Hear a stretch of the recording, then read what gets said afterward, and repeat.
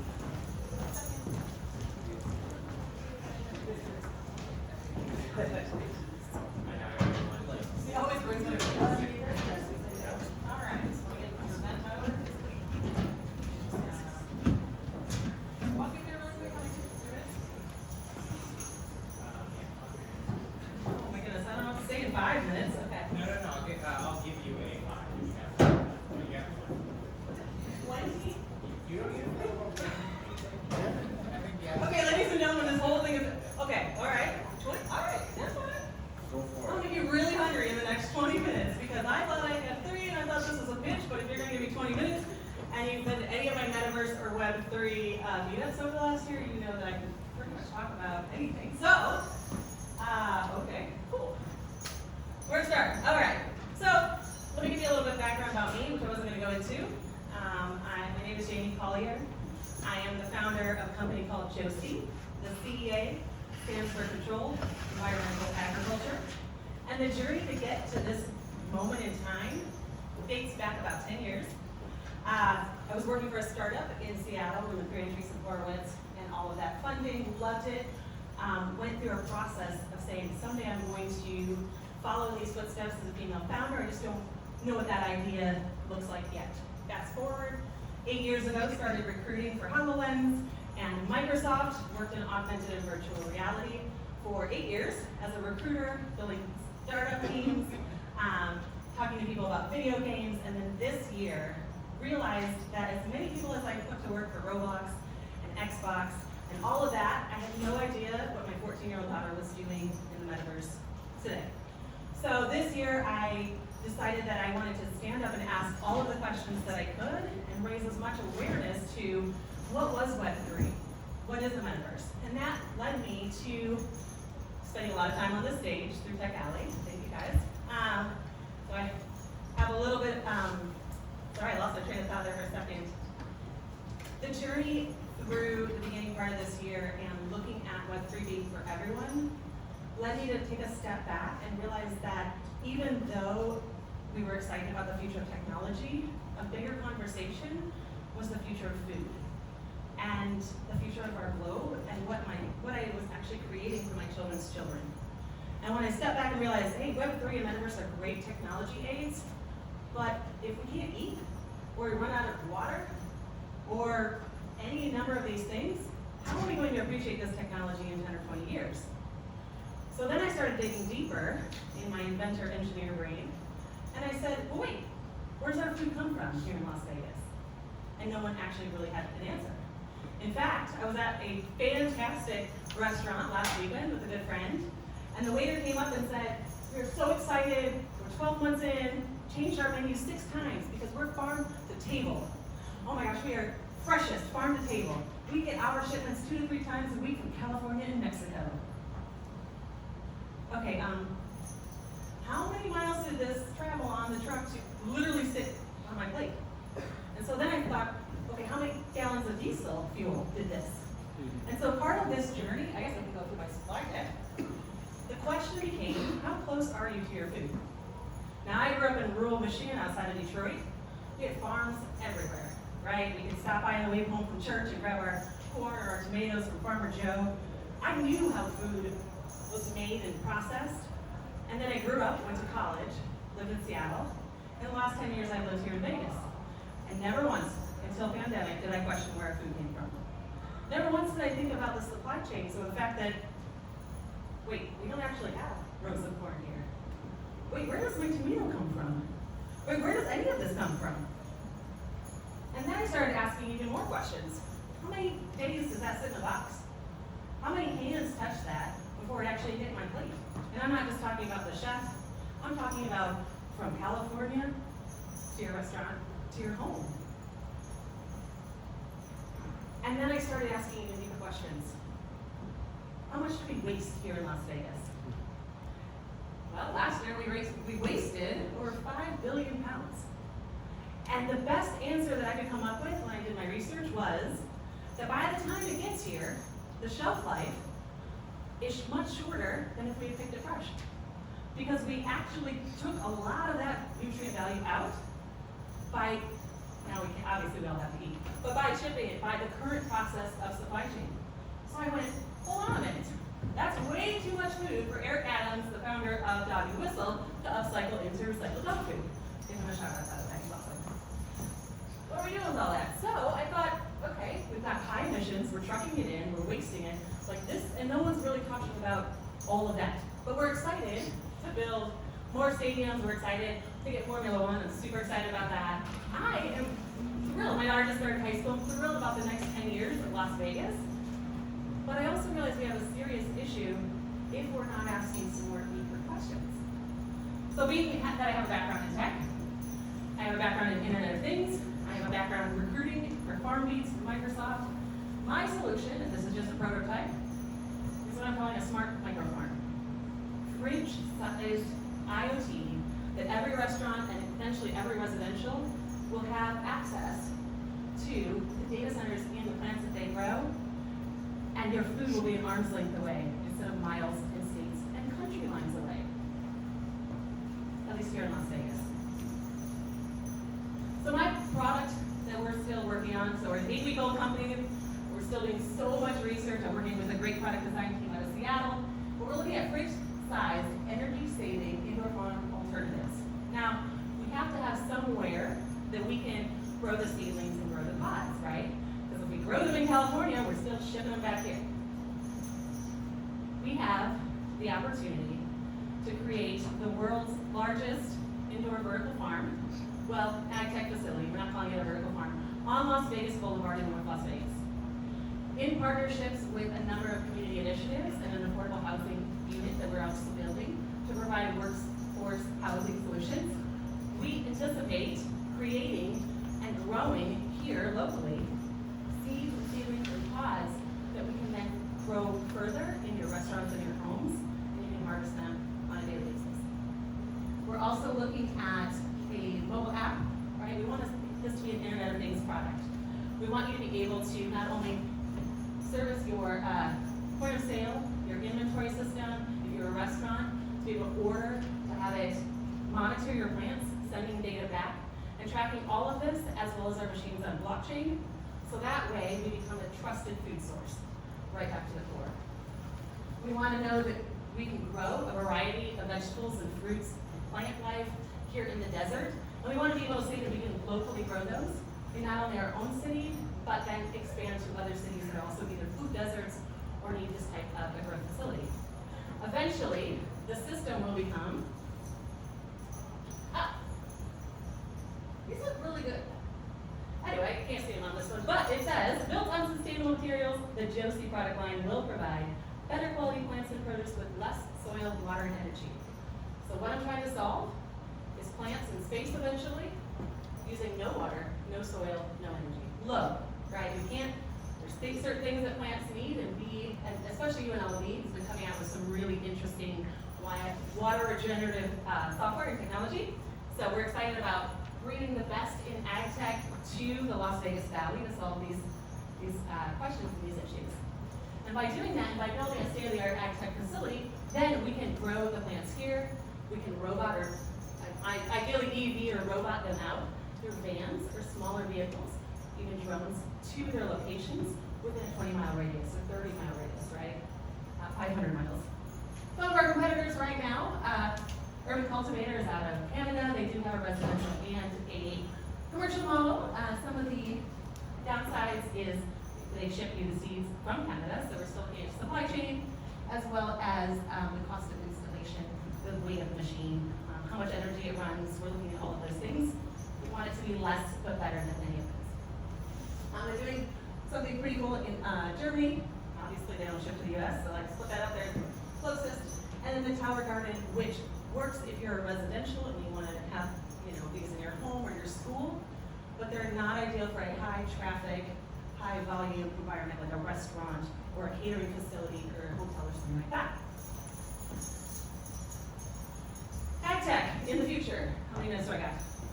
This is awesome. This is where I got really excited actually, because when I compared the Metaverse Web3 traction to ag tech against people like what Bezos and Richard Branson and all of the billionaires of the world were investing and putting their money in, it was space tech and ag tech. Because we see a future in which some of these need to be changed. And one of the biggest areas of growth right now is controlled environmental agriculture. And what that means is everything from these huge vertical farms to growing pot in your closet. It's just a controlled environment. So, JOCEA aims to be, within the next decade, the standardization for controlled environment agriculture.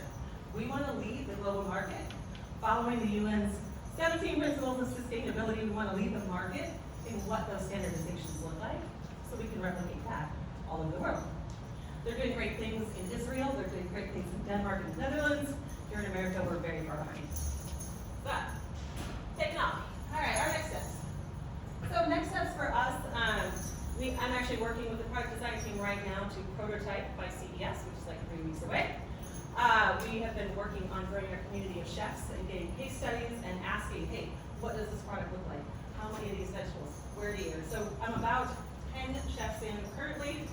We're about to launch a much bigger initiative. So if you have any chefs or restaurateurs, I would love to just pick their brain on what that would look like if in a specialty kitchen appliance, Smart Farm was in their kitchen, was on site, what would that look like, smaller than a container, about the size of a fridge. So we want to build it with chefs in mind and people who love food, and it's important to them to know where their food comes, to have a trusted food source, to have that continual growth no matter what, and who are as cognizant as I am about the supply chain issues that we have. Summer 2023, yada yada. Okay, so kind of where I see this over the next 2 years, we've got a facility in North Las Vegas. Awesome.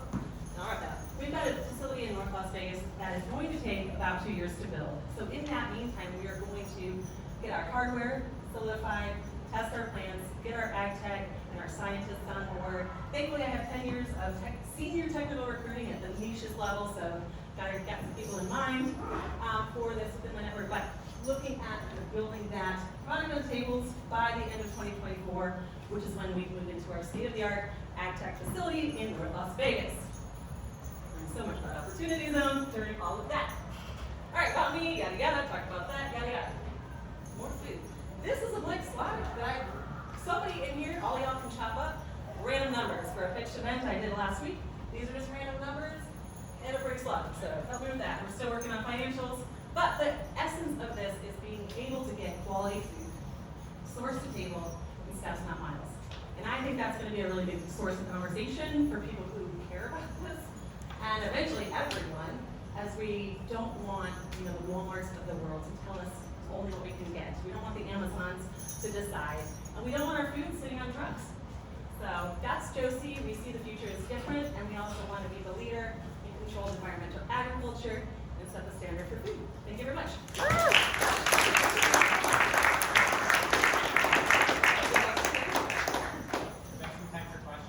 Please, yeah.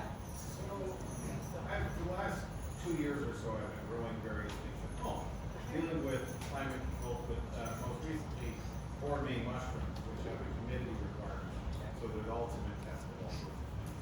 So my question to you is regarding cost. So I also grew peas at home, and peas are best 6 hours after picked. And the very tiny bounty that I made was fabulous, but this is the foundation of my question really.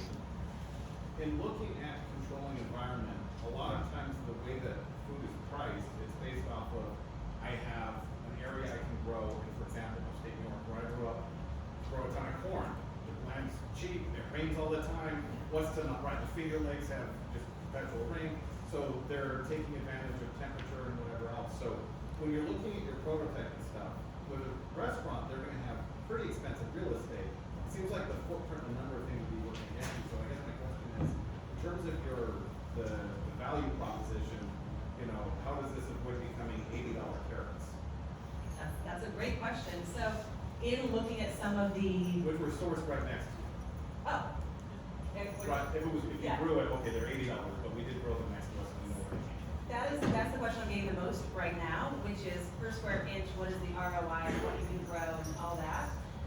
We're gonna have to test some of that, against the most common vegetables here in Las Vegas, which would be our original, customer base. Because I can't answer that except to say, I mean, I don't know. We would have to take a look at kind of what plants made the most sense, right? In those controls, because we can't do everything. So we're gonna have to narrow it down. I'm assuming our first product line would be 5 to 10 of the best growing, most highly profitable, and then against, you know, the case studies of the chefs, like, hey, we go through this all the time, I want fresh peas. And then we're gonna offset that cost with asking how much it actually costs. Because when we work in the supply chain and we work up that markup for how much we have to pay, it's shipping company, we have to do this, all the transport, I wanna take a deeper look, and we'll have that ideally by CES at the end of January, taking a look at like how much money is the upcharge to get that same pea from California or Mexico here, and then I'm gonna go after that. Like Jamie Schwartz is actually talking about, if the casinos say like, okay, yeah, washing sheets and da-da-da, but if you can say, okay, cool, let's offset that with your supply chain. How much are you actually paying to ship this in though, and unload it? And how much are you paying for the actual workers to get off the truck? Like, I wanna break that down into a manufacturing line and go after it piece by piece. And so I'm gonna be digging into that a lot more, because I feel like a lot of that market upcharge is getting it from point A to point B. But I could be wrong, and then we go, hey, this is a great idea. Well, feel free to hit me up if you want more detail. I was like, can I hire you? I'll give you one, It's like, yeah. one big hint. The leafy greens that grow quick are Sure. probably gonna be the best turnaround, because they'll be able to have that put in your salads, put in your garnishes, Yeah. and it grows quick, you don't need a lot of Expand, water. I'm just gonna probably start with like 5 that like do really well, Yeah. and then you'll expand the plant product line, like get the machine to have different variants that we'll have to gauge. Go ahead. That's a good I question. talked about the grow facility. So as I understand it, and I know nothing, it's all about heat dissipation, water, and electricity. So is the facility going to utilize the sun when it's out in some way by bringing Yes. it in? And how are you going to deal with heat dissipation, which as I understand is the biggest headache? So we're looking at solar, rooftop being built in. We're also looking at a number of, in building a state-of-the-art like ag tech facility, we wanna have different sections that would grow different things. So don't imagine it as these like big farms that Walmart has and Plenty and Vertical Horizon have. Imagine it as different growth rooms, different pace. So our ideal is in working with solar is to also be able to use what we have in our natural elements without taking away from the water and the lack of soil that we have here in Nevada. Well, one of the things I saw was a glass roof with a shade, so that during the day or the right light, you would open it and then you would utilize that sun and kind of put artificial light and then close it. That's a great idea. So. Well, the building is still in design, so would you like to meet with me and my architect? I'm like, you're on board too. Like, these are all great ideas, and I love this being 8 weeks in, well, 6 months into this, but 8 weeks into, you let me know. The discovery process has been so exciting here as part of the Vegas Tech and all of that is we get to ask these questions and go, hey, I've got this thing that I'm working on, let's tear it apart, build, let's make it for what we're trying to do. But We got time for one more question. okay, go ahead. Yes, what is the plan for the last mile logistics in terms of hopefully it being decarbonized and low carbon? I love that question, and actually it was presented to me at WeWork on Wednesday that we should use initially EVs and robots and then drones. So by keeping that last mile within, say a 20-mile radius, I intend to manufacture these in the hardware in North Las Vegas, so the hardware would have to ship, but I would intend for each city to have their local growth facility that we can replicate and say, hey, this is what works, let's put one in Phoenix. So that way that last mile is within 20, 30, like a urban area. And eventually use really cool tech. Actually, mine's a 3-part question. Have you thought about incorporating for architectural design, like bird shifts they have in Taos, New Mexico. Okay, I love that. And then the other one is if you were to, is there any plans for aquaponics to be, you know, as opposed to buying fertilizer, use the fish as the fish poop as a fertilizer? Is that the second part or the third part? I can't remember. Okay, Third part. I love this because we get to design this space in any way, and our architect is actually really the chief architect on this project. He has been designing green spaces for years, so he's very, yeah. The third part is, pretty before I fun. forget, sorry, is have you seen how they have a 4-story structure in Jackson Hole, Wyoming, across the street from the Marriott? You can just Google it. Across the street from Marriott, and you can just imagine 4 feet of snow, 5 feet of snow is not a big deal, but they're growing just in a 4-story structure. Well, that's been the exciting part about like doing the research in other parts of the world and just see what communities are doing. I believe, and those I've talked to believe, that we will have more green spaces in our city, built into the architecture of our cities, not as an afterthought, not as, oh, the farms are over here. Like, people are going to want to be a lot closer, so I see a lot more of that design. I have whole Pinterest boards on that. And then the third part of it, we have looked at aquaponics and hydroponics. I was looking at it from more of the, how can we solve the water regeneration and like all of that here in Nevada. Aquaponics is great, and we will probably play around with some of that testing within the facility, because I want to give some of this, you know, Because they have chance to evolve, but farms we're not able to do that in a small product. Like in our larger facilities, great, but in a product farm, I don't know how to do it yet. So, let's talk though. Like this one, I thought I only had 3 minutes to pitch. Oh my gosh. Okay, thanks, bye. Everybody give another round of applause. Getting around the quite a bit, so we appreciate you always coming out. All right, well, let's give a warm welcome to Yeves with WorkBnB. Really glad to have you here. Excited to hear about your company and the big splash that you've been making in the city. Yeah. Sure.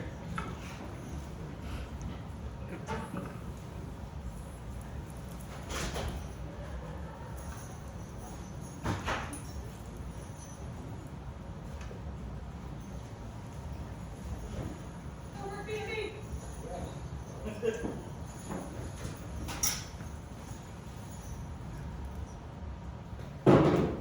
Nobody look at my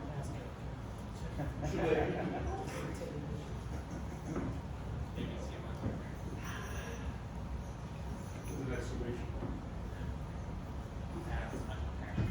have a space at the end of the day.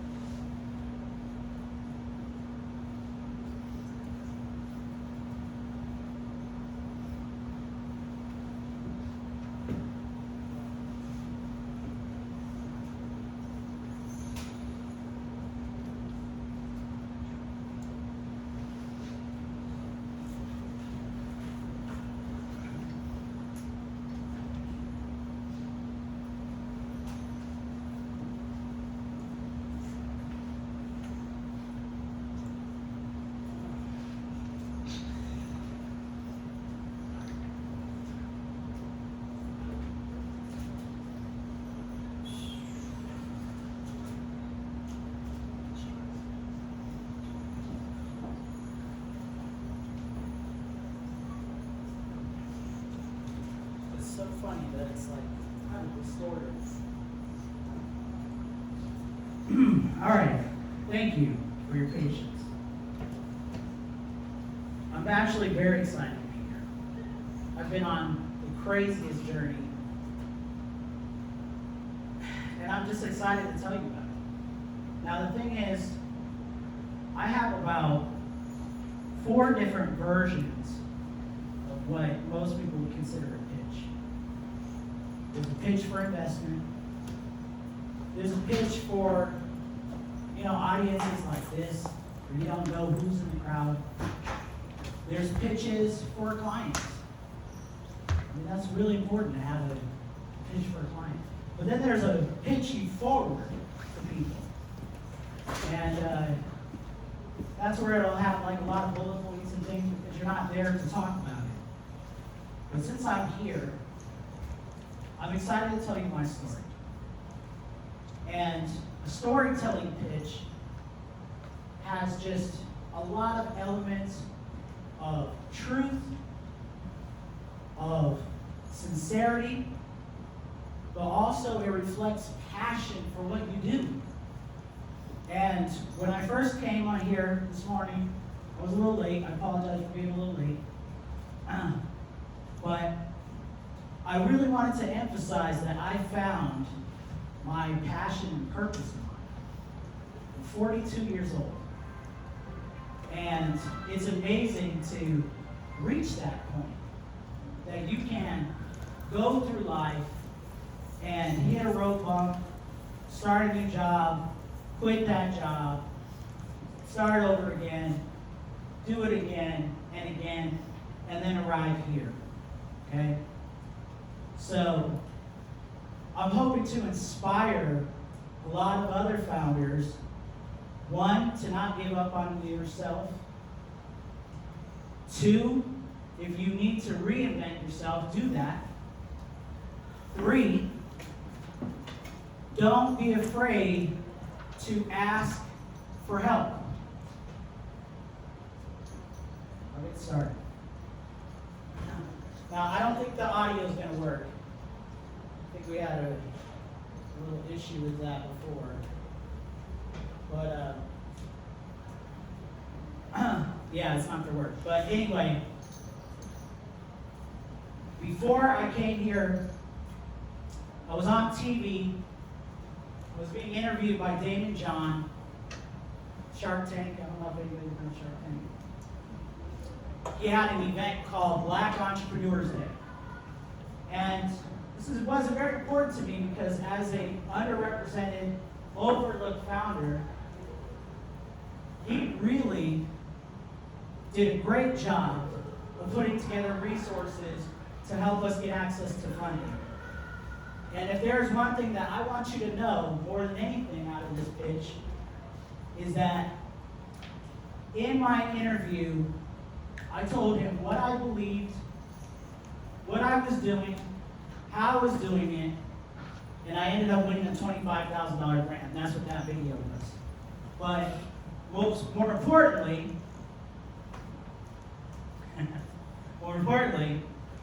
7 million people watched it.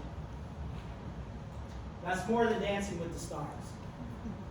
Now, I gotta tell you, when he brought me onto screen, I didn't know it was gonna be Damon John. They actually told me you have to interview like a staff member.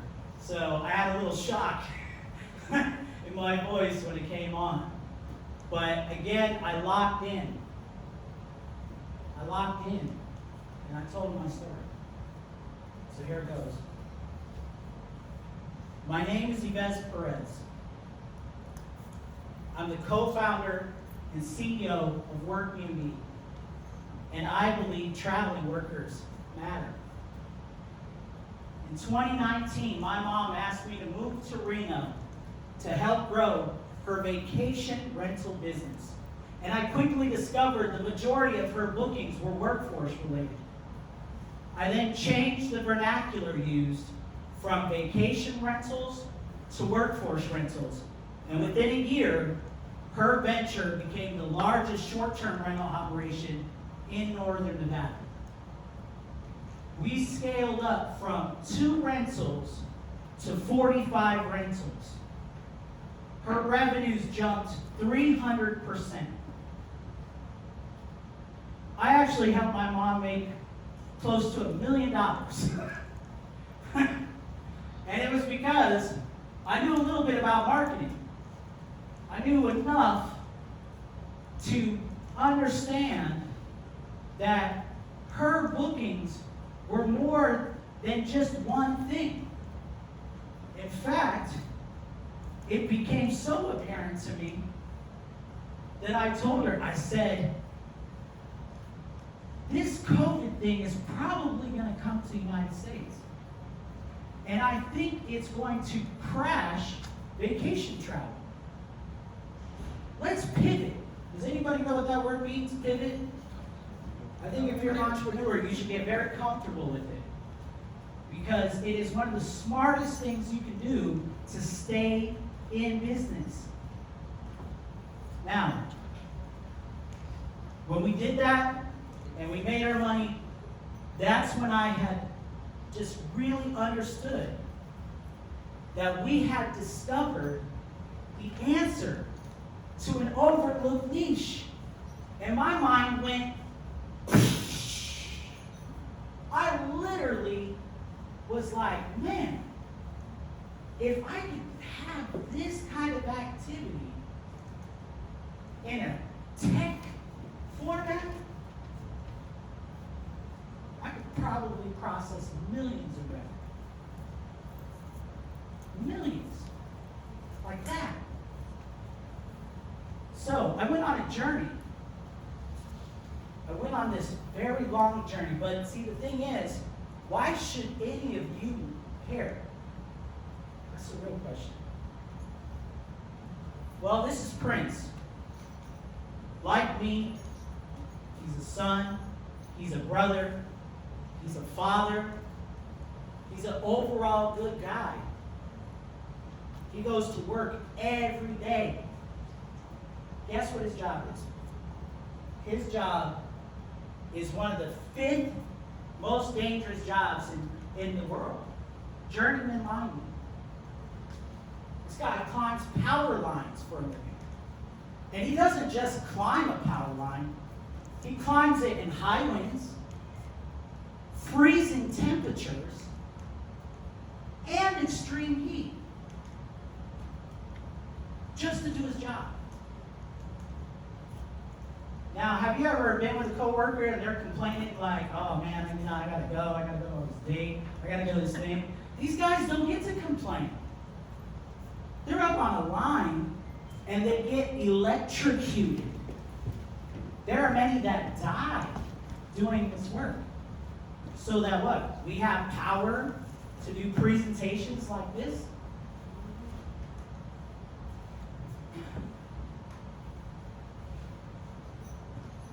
Over the next few months, he'll be staying in a motel room just like this. He'll be going from job to job, motel to motel. And when I interviewed him, he told me something shocking. He had moved his room 3 times because of bed bugs.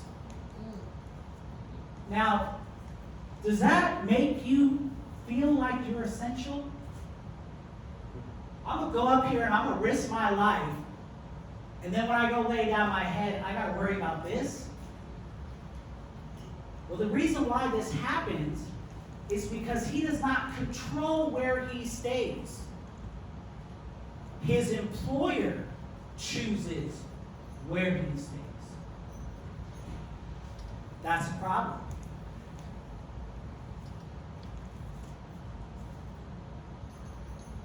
Now here's the problem at scale. Sometimes thousands are deployed. Okay? This is in relationship to the hurricane that just happened in Florida. And I don't know if any of you know anybody in Florida who was affected. Okay? But this shit happens. And people's lives are affected. And then these guys have to rush in so that they can have power restored. Now, it just doesn't stop there. I wish I had this plan. but I'm going to talk over it while it's playing. When you're building a tech product, you learn how to do what's called a client interview. And that's where you ask pertinent questions. And one of the biggest questions that anybody that's building a tech product today needs to ask is the priority question. If I solve this problem that you're having, and I give you value, will you use my product? On a scale of 1 to 10, 1 being the lowest, 10 being the highest, if I could do this for you, would that be a benefit to you? And out of every construction company, engineering company, even architects, medical workers, stuff like that, they all said either a 7 or above. That means high adoption. You're not guessing what you're building. They're telling you, build it. I will use it. Anyone who answered a 9, I got them to sign an LOI like within a day.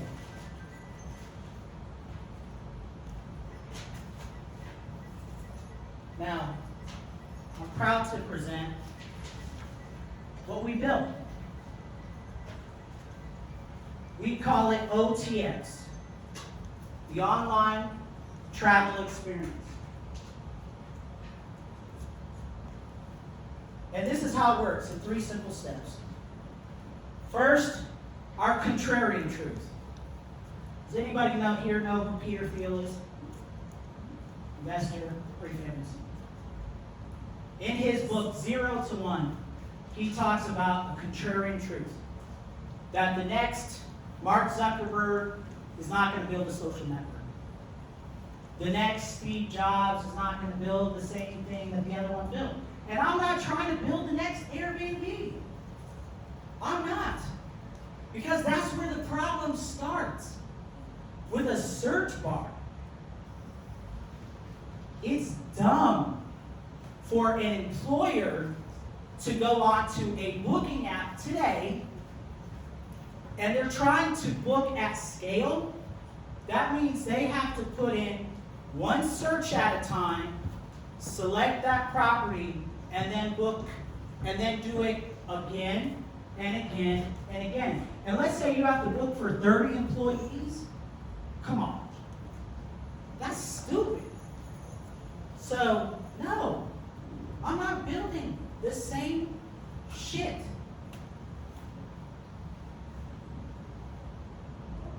In a company, they have a job called a travel manager.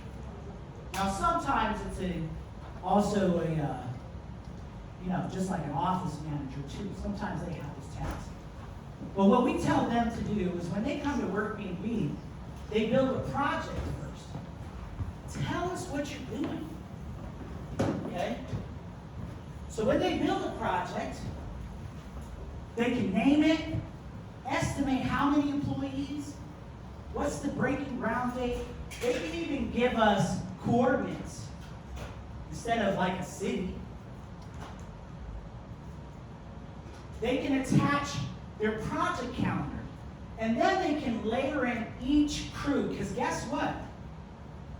When you run a construction crew, the guys that excavate are not the guys that frame. And the guys that frame are not the team that do the plumbing. So that means you have crews coming in at different times and trying to collect all that data in that old model is like this. And it takes weeks and months to get those employees to where they're going. So what we found was a way to save them time by getting as much information. Build us your crew. Set the durations, okay? And then, for the first time in booking history, they can select all their properties and drop them into a shopping cart and purchase at one time. That's never been done before.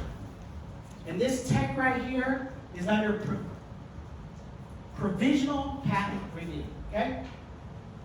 Now when you get a provisional patent, that keeps the big boys away. So if Booking or Airbnb or anybody wanted to try to come after us, they're going to have to go a different route. And they're not WorkBnB.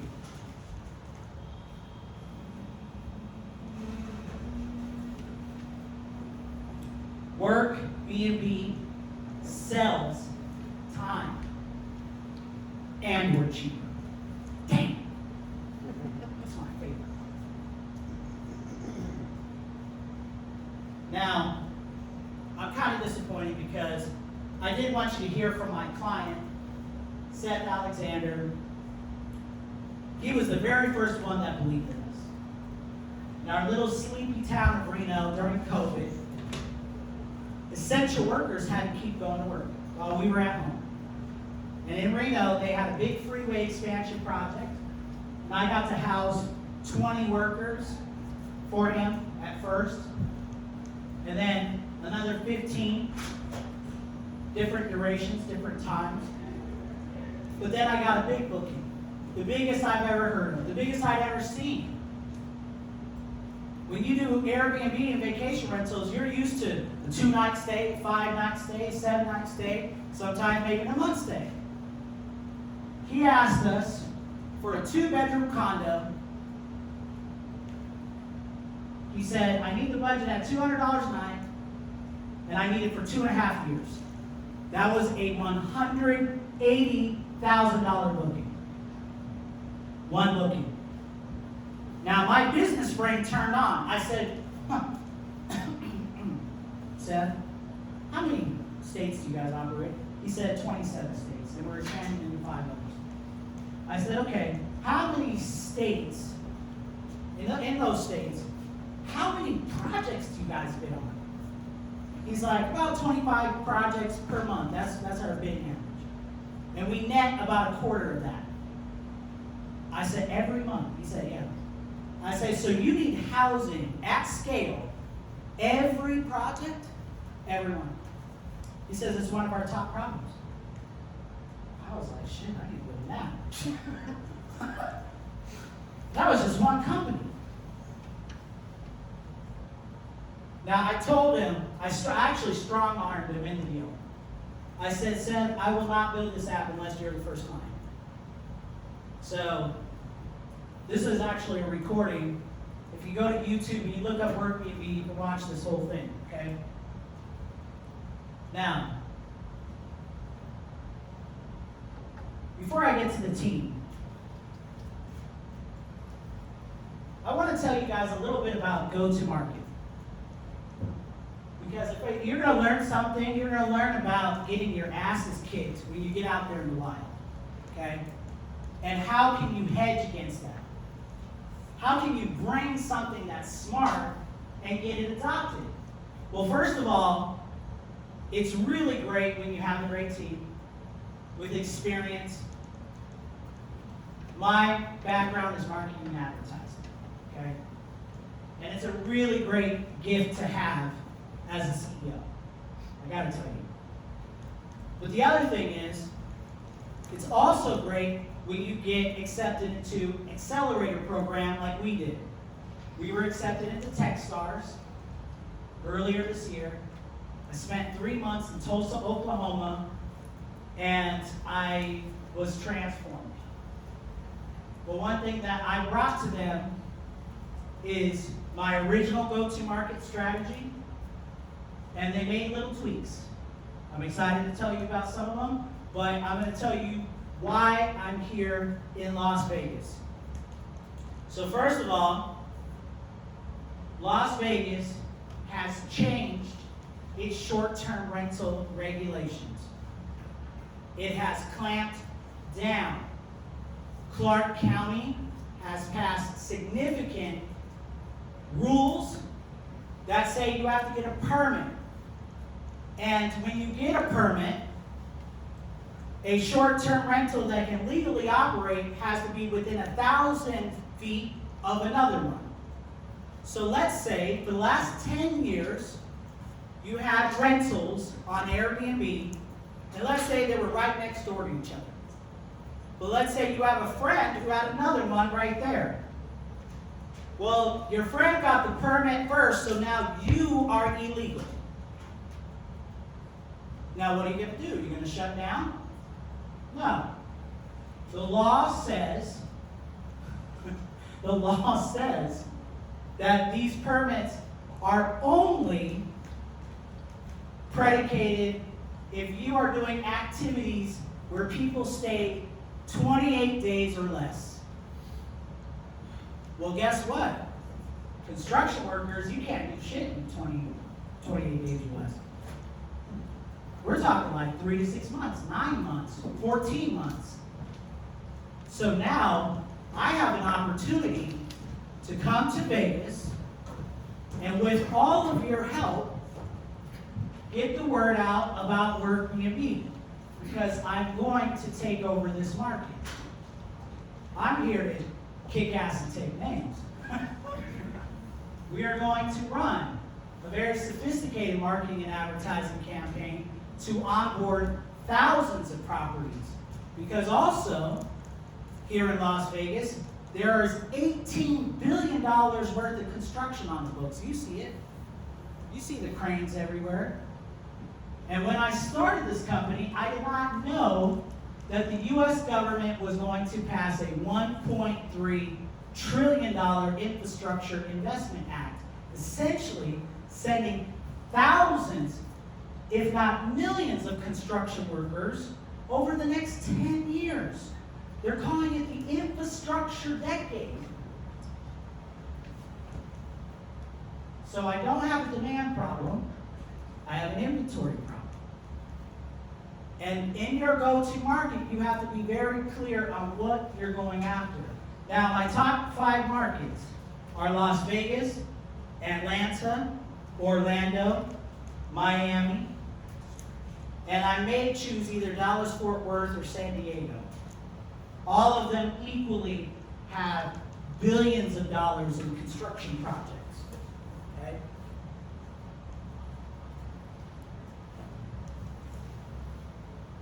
Now, one thing I love about Techstars is you get access to superstars. I chose this guy, Pedro Freitas. He looks like Drake. I joke about that. He looks like, what's the other one he looks like? Jason Taylor. People think he looks like Jason Taylor. He's a Techstars mentor. But he was head of partnership and development over at Google when I asked him to be my mentor. And for 3 months, he helped me figure out how we were going to get more sales. And then he decided to leave Google because he didn't like the culture. He didn't like the grind. He was like, I'm gonna do my own thing. And I said, Pedro, will you come to WorkBnB? Come on, help a brother out. He said, yes, I'll help you build your sales org. I'll help you with the big deals. So the first big deal that he's helping me get is Google. Little strategy there. Okay?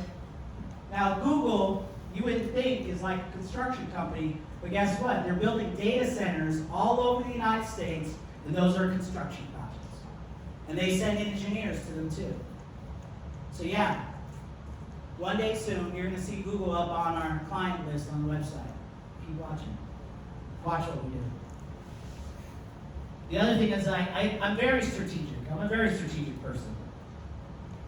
While I was in Tulsa, Oklahoma at Techstars, I was approached by a business bank. I already had an account over at Silicon Valley Bank. But he said, listen, I really believe in you. In fact, Sean Copeland right here, the chairman and CEO of the bank, he's the former Commerce Secretary for the state of Oklahoma. His job was workforce development. And he was like, hey, I want to help you. I know some of these workers. In fact, my best friend is Secretary Gatz, the head of the Department of Transportation for Oklahoma. I'm going to set you up with meetings with him. I'm going to help you get more and more. And I said, you know what, let's go a little further. Because when I did my research on this bank, They're also a sponsor bank for a banking as a service tech platform. It's called Synctera. I don't know if anybody's ever heard of Synctera. But once you add it to your tech stack, it literally turns my app into a fintech app. Now, why is that important? Well, when you're building a sales organization, you gotta pay them. They gotta make bonuses. Okay? So it will eat into your revenue if you're trying to keep your people happy. So my mentors really pissed me on this Synctera thing. And when we had meetings with them and the bank, we had discovered one part of my business model that was immediately able to upgrade. When a construction company wins a bid on a project, they deposit those housing funds into a general banking account. And then they bill when they book, right? Well, now that my app is a fintech app, they can deposit their funds into my app. And with this bank, I can give them a high interest bearing account. And then I can bill against it and not have to pay processing fees as high as most other platforms do. Now that's fucking smart. Pardon my language. I'm that guy. Get me drunk at a party, watch what happens. But anyway, the most important thing when you do something like that is now you're earning interchange fees. And interchange fees are based on basis points. I negotiated a great deal on basis points. I'm not going to tell you because it's kind of private.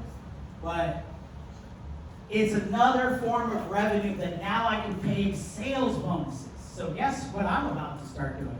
I'm about to start hiring. I'm going to hire customer success agents, quality assurance agents, and a whole sales org. And I'm going to be able to pay bonuses. That's great. Now, the other thing that we also found out when I brought this information to my client, he said, okay, what else can this platform do? And I told him. And one of the things I found out is that now I can issue WorkBnB branded debit cards to their traveling workforce for travel and expenses. So whenever the employer wants to send money to the workers for meals, gas, whatever, supplies, they get a debit card. It only works at certain vendors, but every time they swipe it, yo, I'm getting paid. That is so cool. But you have to work with a sponsor bank. Okay? And what's so great is this man believes in us so much that his whole network is deciding to invest in WorkBnB. In fact, I'm just a few weeks away from, dropping my press release that our funding round was oversubscribed and blah, blah, blah, blah, blah, blah. But I'm very blessed to be a black and Mexican, as I like to call it, founder that has received funding from people like this because they get it, they understand it, and they support everything we do.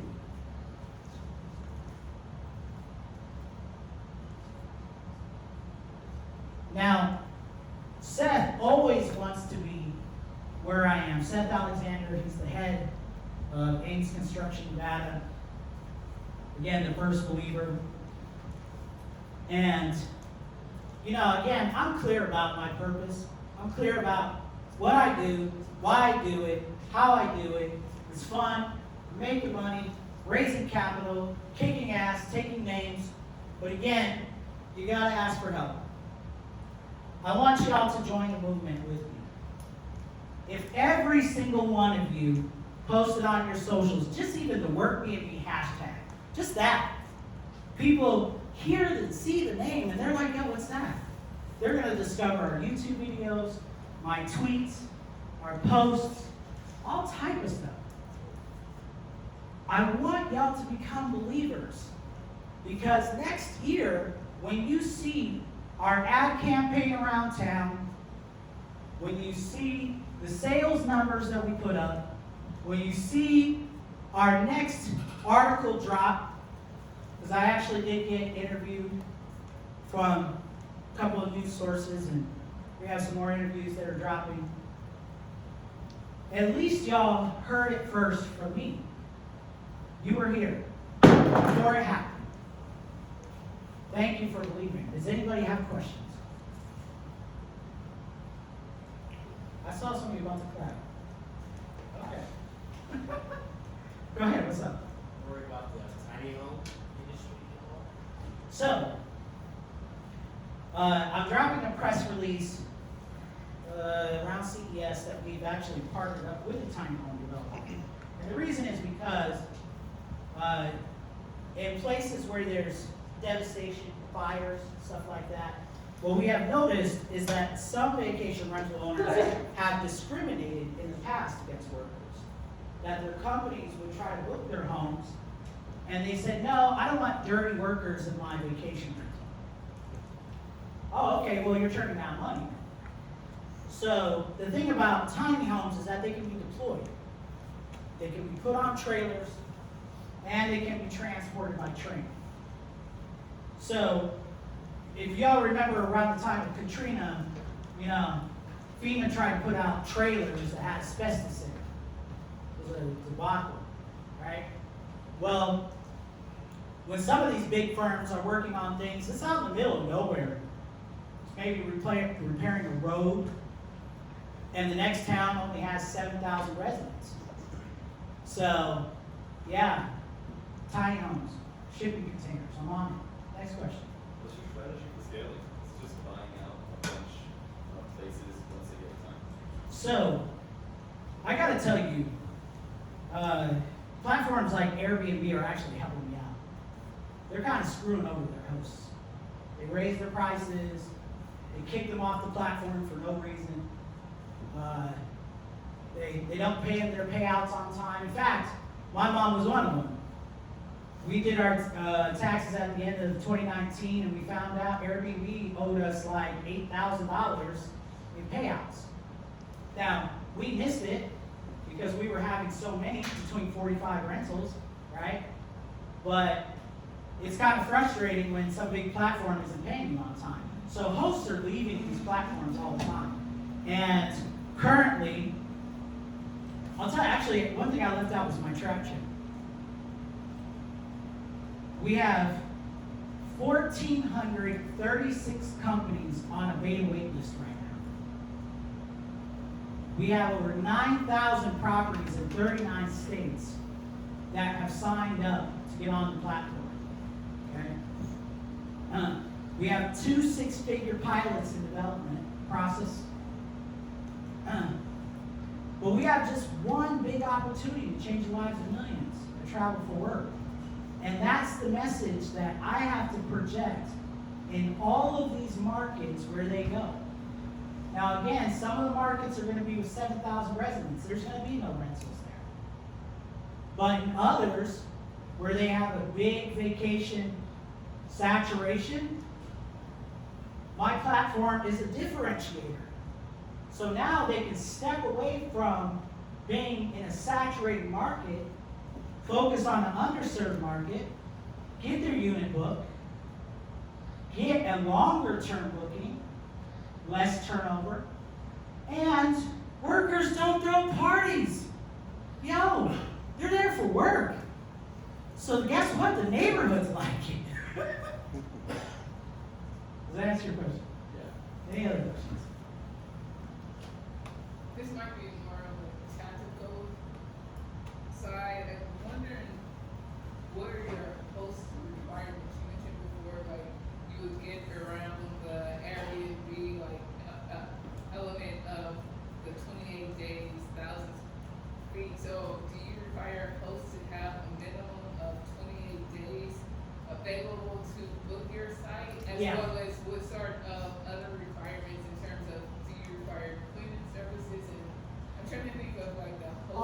other thing on the host side. Okay, so yeah, the supply side. So, you can read more on my LinkedIn. I'll make sure anybody who wants it, they can read articles, because I've actually written this in depth. But we're actually going to do something a little crazy. And that's one thing I'm always so proud about, is that I'm not like someone who's just going to focus on what's easy and hope it works out. I'm actually building for the future. And what I have seen is that when you have an amateur platform with amateur hosts, they make really big mistakes. And I actually interviewed a senior construction manager for a company called Layton Construction. It's the 6th largest hospital construction firm in the United States. They booked an Airbnb and they showed up and there was no furniture. There was no furniture. In the pictures, there was furniture. Like, what happened, right? Now, everybody could be like, well, you know, but imagine you're the traveler and now you got to go back to tell the company, and then the company passes a rule, you can no longer book on Airbnb. So now the whole company is banned from using Airbnb. That's what the mistakes are, what the costs of the mistakes can be. So what we decided to do is we decided to professionalize our platform. So when people come onto our platform, they actually have to take a test. We actually give them courses and we train them on a few things: customer service, hospitality, and conflict resolution. And then they have to pass the test with an 80% pass rate just to get their account turned on. Okay? So that weeds out a lot of lazy people. Lazy people aren't going to do that. Then we verify the properties. We also make it a requirement that you have to take a video of the property, because guess what? These companies have been duped into situations and they no longer trust pictures anymore. They actually want to see a video so they don't have buyer's remorse. Well, guess what?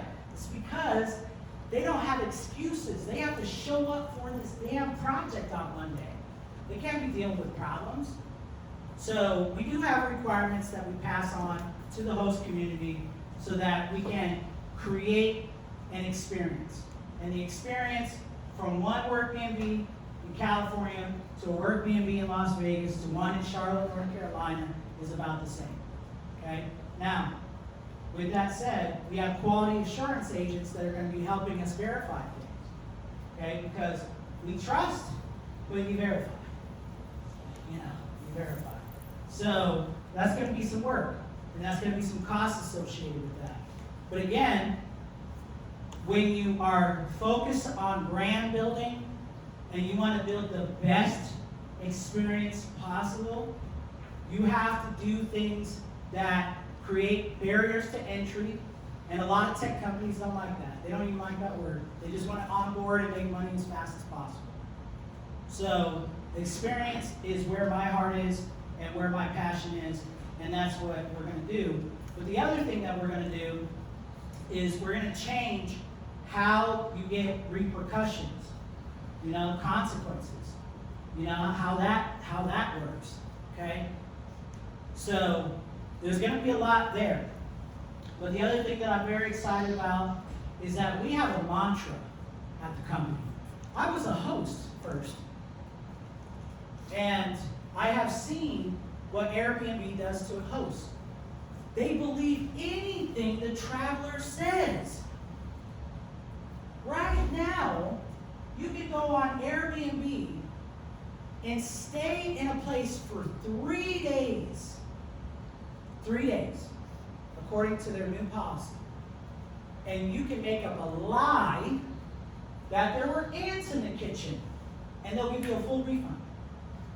Now, as a host, that's infuriating that you stayed in my place, you messed up my sheets, you used my spices, you ran up my light bill, and then you had the nerve to lie and say there was this, and then you didn't even give me the opportunity to go spray for the ants. You went to Airbnb, complained, and they took money out of my account?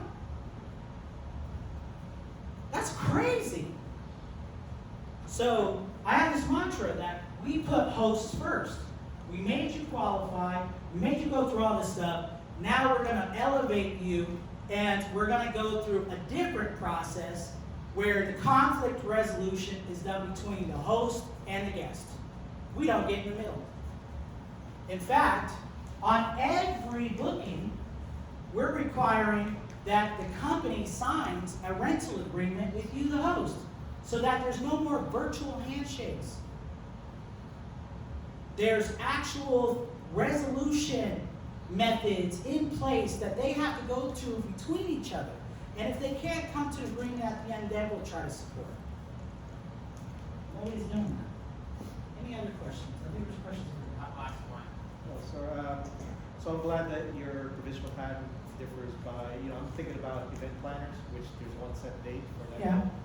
And any plans on putting, let's say, employee profiles for their loyalty programs, airline, car rental, that kind of stuff? Yeah, so. And finally, are you gonna incorporate GDS with Sabre, Amadeus, any of those big, for airline travel? So, we're small right now, right? And one of the things that I learned at Techstars is to do small tests, make sure it works, get product market fit early, test things out, alpha test we call it, right? And then you move to a beta. And then in a beta, you're gonna try other things, right? So we're getting ready for beta. We have a lot of things on our product roadmap, but what's most important is that we've identified that there's like 8 large verticals for us. Corporate relocation is one of them. You know what you're talking about? There's lots. But the most underserved is blue collar workers. Those are the guys that are getting the shaft right now. And again, their companies are huge. One called me, it's called Clayco. They did $4 billion revenue last year, 2,800 employees. They want to alpha test this in 40 states. That alpha test is going to kick my ass. I'm going to be up late a lot working on that. Okay? So once I start to scale and I bring in 50 construction companies, 200 construction companies, 5,000, and we're working in Canada and Europe and all kinds of stuff, I will then slowly start to take on more work. But I have to hire a team. And I hope there's some people here in Las Vegas that are going to be excited about WorkBnB. Thank you.